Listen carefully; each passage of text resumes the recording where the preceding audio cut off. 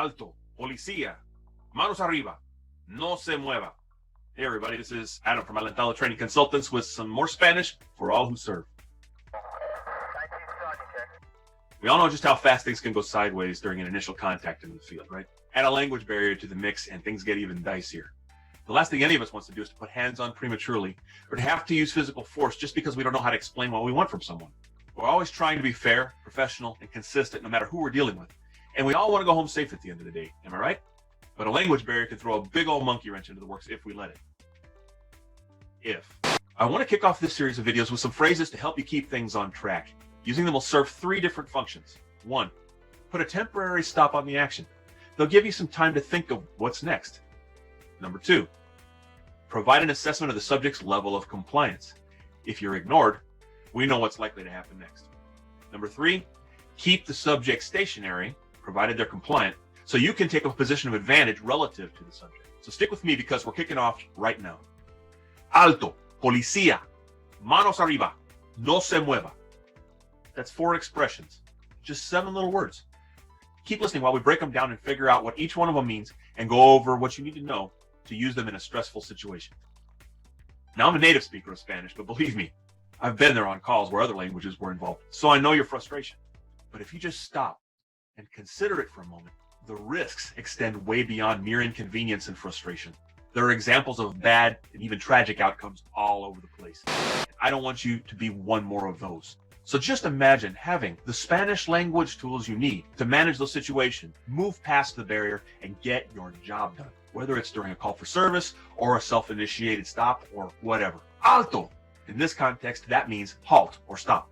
There's an old saying that repetition is the mother of all learning, and I'm here to tell you that it's absolutely true for language learners. So let's get some reps in, okay? When I do this, listen and say it out loud when I point at you. That's critical for pronunciation and recall. Alto, alto. I can't tell you how many times I've had students come to me afterwards and say, this one little word stopped a foot chase from happening. Okay, let's tackle the next piece. Policía, policía. That's Spanish for police. It's actually a cognate, which we'll talk more about in another video later on. For now, make sure you're stressing the right syllable here so you're better understood. Policía. One more time. Policía. Imagine announcing yourself during an initial contact with somebody who speaks English, maybe who hasn't seen you yet. You might tell them, hey, the police see ya. Okay, silly, I know. But mnemonic devices like that, especially those that incorporate humor, are powerful language learning tools. So embrace the silly, if you will. Again, we're always looking for voluntary compliance, but we don't always get it, right? The goal of mastering arrest commands and control expressions is to increase the odds that you will get compliance from Spanish speakers. Or at the very least, know for sure you're not getting it because of the subject decision-making and not because of a communication problem. Do you remember how to say stop, police in Spanish? Alto, policía. Alto, policía. Good. Now, we always want people's hands in view, right? Do you know the word for hands in Spanish? Manos. Manos. Now, the word for up in this particular context is arriba. So here we go. Manos arriba. Manos arriba. By the way, at the end of the video, I'm going to clue you into some truly powerful tactical side benefits that come along with being able to use even a few words in Spanish during a fluid field situation. So stick around for that piece. Also, if you like what's going on here, give the video a like and subscribe to Spanish for All Who Serve so you can get notified when we release new content. Okay, how do you say stop, police? Alto, policía. Alto, policía. And how about hands up? Manos arriba. Manos arriba. In general, if you identify yourself and try to make a stop, but the guy runs away from you, things get a lot riskier, right? Maybe you get dirty. Maybe you get hurt. Or maybe you catch him, and that'd be great, right? But imagine being able to keep your uniform clean and walk up to him from a position of advantage instead. I think any of us would call that a better outcome, especially if you're old and broken like me. No se mueva. That's don't move. No se mueva.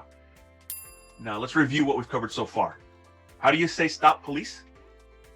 Alto, policía. Alto, policía. And how about hands up? Manos arriba. Manos arriba. Now, tell me don't move. No se mueva.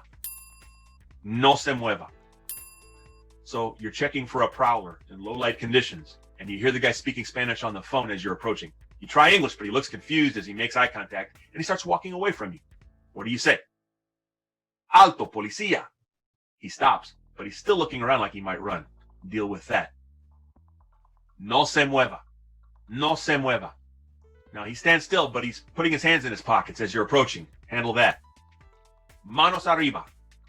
Manos arriba. We teach these in small chunks and in no particular order, by the way, because no two situations are the same. If I taught you to paint this by numbers, what would happen when step C comes before step B? Well, you know what would happen. The wheels would fall off. Now, try thinking up your own situations. Visualize yourself using these expressions. That is key for recall.